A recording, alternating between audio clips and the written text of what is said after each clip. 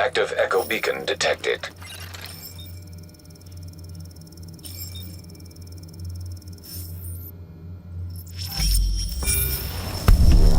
Here I am, Aaron Keener, the First Wave's prodigal son.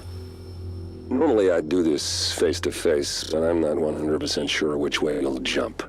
You act one way when Ms. Lau is watching, and another way entirely when you're off the leash. That's an interesting contradiction. You see, I think that deep down, you get it. You know, the old rules, laws, governments, those things died on Black Friday. But the feral PMCs, the convicts, the ones smart enough and good enough to take what they need, they'll survive. Me? I'm gonna prosper. Oh, you could too, but you took an oath, right? You got a duty. Those are both ways of saying that your conscience is fucking you. You ask yourself, who has earned a right to tell you what to do? Do you know how many agents died to hold the Dark Zone just for the brass to give up and put a wall around it? You don't believe me?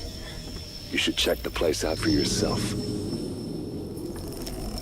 But the people you're working for, they're irrelevant now. Amherst changed how the game is played, and I have got the vision to win. I got Chernenko, I got a DNA printer, and a very interesting recipe book. I'm gonna write my own rules. You should think about getting in on this thing. I'll be seeing you.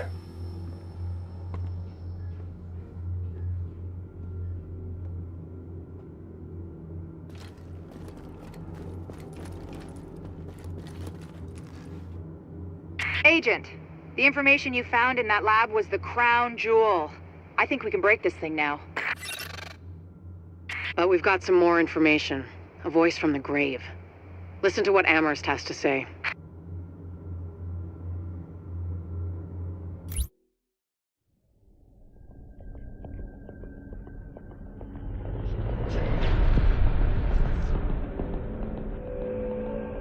What you're looking at is the smallpox virus, one of the deadliest pathogens on the planet.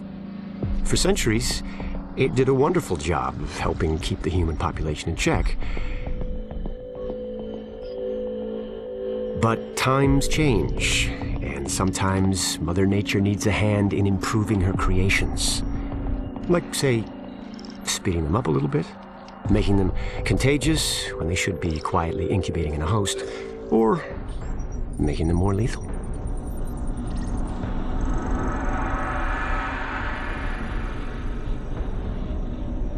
I didn't come up with the approach on my own. My friend Vitaly is one of the pioneers in the field, and the idea has been around for years. Genome as data. You see, once we digitized DNA, we made it infinitely mutable.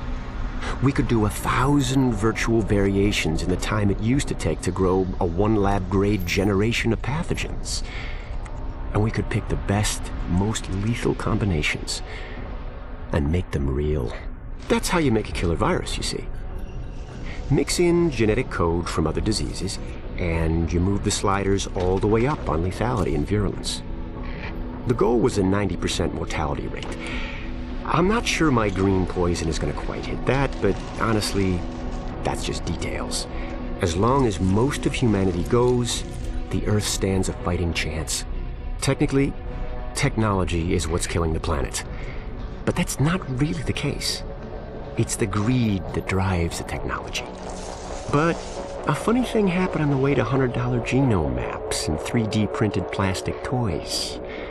Someone figured out those technologies could be repurposed, modified for the greater good. Me. Now, my virus is going to do what nature's always done.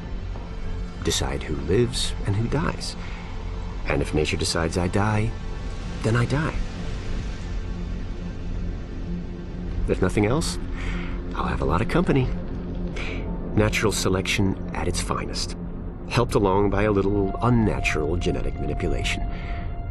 It's all data, really. Life's just a method of processing it. The same way I processed the smallpox genome on my laptop. And who's to say that wasn't the plan all along? If, by some miracle, you survive green poison, then nature's decided you deserve to live. The rest of us shouldn't and won't. Godspeed.